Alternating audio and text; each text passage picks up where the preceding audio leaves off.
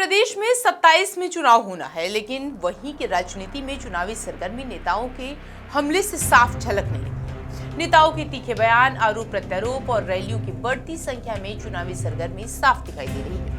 सभी दल जनता को लुभाने और अपने सरकार बनाने के दावों पर अडिग दिखाई दे रहे हैं। जहां एक तरफ समाजवादी पार्टी के प्रमुख अखिलेश यादव ने पीडीए यानी पिछड़ा दलित अल्पसंख्यक के नारे को आगे बढ़ाते हुए सामाजिक न्याय और सम्मान की बात करते हुए दिखाई दे रहे हैं। उनका दावा है कि पीडीए वर्ग लंबे समय से भेदभाव और तिरस्कार का सामना कर रहा है और अब बदलाव का समय आ गया है। इसीलिए समाजवादी पार्टी की सरकार बनाओ और भेदभाव मिटाओ, और इसके लिए उन्हें जो करना पड़ेगा वो करेंगे। पीढ़ी के लिए संविधान की रक्षा जन्म मरण का विषय है। इसलिए जो लोग ये कहते थे कि हम 400 सीटें जीत कर संविधान बदल देंगे, जो 400 सीट पाकर के संविधान बदलने की बात कर रहे थे, जो साजिश कर रहे थे, वो 2024 में हमारी आपकी ताकत से सिमट करके अंडरग्राउंड हो गए हैं। अभी वो चुप बैठ गए हैं। अंडरग्राउंड का मतलब तो हम सब समझते ही है ना, वो भूमिगत हो गए हैं। ये वक्त का इंतजार कर रहे हैं, वो लोग वक्त का इंतजार कर रहे हैं, पर वो वक्त फिर कभी नहीं आएगा। फिर भी इनसे सावधान और चौकन्ना रहने की जरूरत है। सच तो ये है कि संविधान खतरे में था और तब तक रहेगा जब तक भाजपा है। इसलिए भाजपा को हमेशा के लिए हराना और हटाना होगा। लोग कहते हैं कि नोएडा में हम लोग नहीं आते हैं,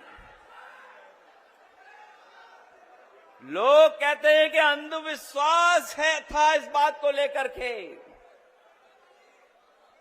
लेकिन हम उनको बता देना चाहते हैं कि दोनों लोग मिलकर के भी अपने कार्यकर्ताओं के घर पर इतनी चाय नहीं पी होगी जितना हमने अकेले अपने कार्यकर्ताओं के घर पर जाकर के चाय पी करके उनको सम्मान देने का काम किया है।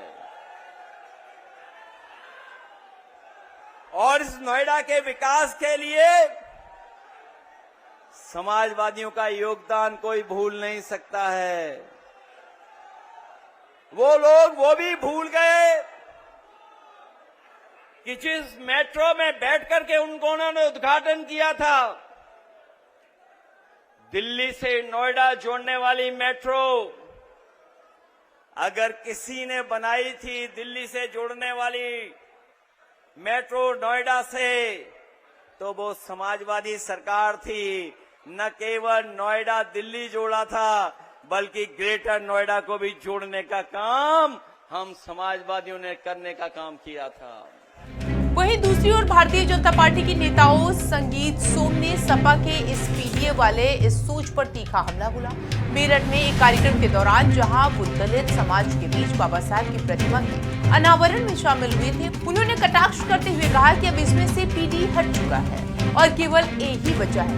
उन्होंने एक को अलग अलग शब्दों से किए और उनके नेतृत्व पर निशाना साधा।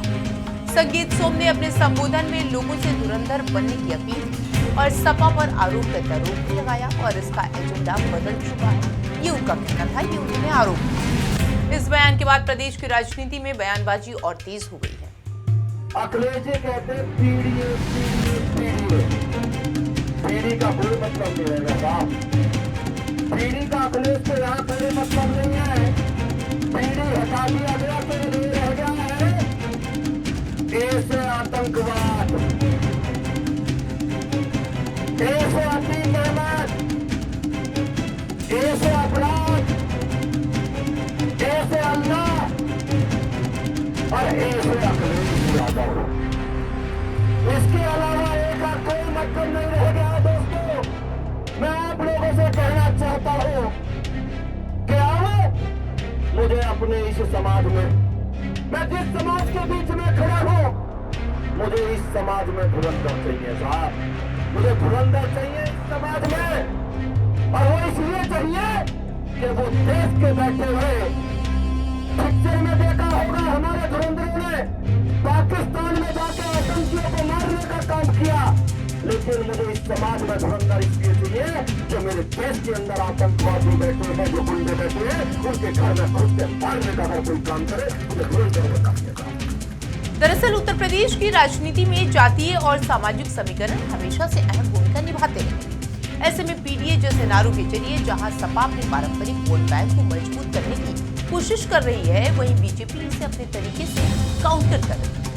चुनाव से पहले इस तरीके की बयानबाजी ये संकेत देती है कि आने वाले समय में राजनीतिक मुकाबला और भी तीखा होने वाला है। सच जनता के बीच में पहुंच बनाने और अपने मुद्दों को स्थापित करने और विरोधियों को घेरने की रणनीति अब खुलकर सामने आ चुकी है। यानी कुल मिलाकर के उत्तर प्रदेश में चुनावी जंग के बिसात ले चुकी है और आने वाले महीनों में ये सियासी मुकाबला और ज्यादा दिलचस्प और आक्रामक होता नजर आएगा।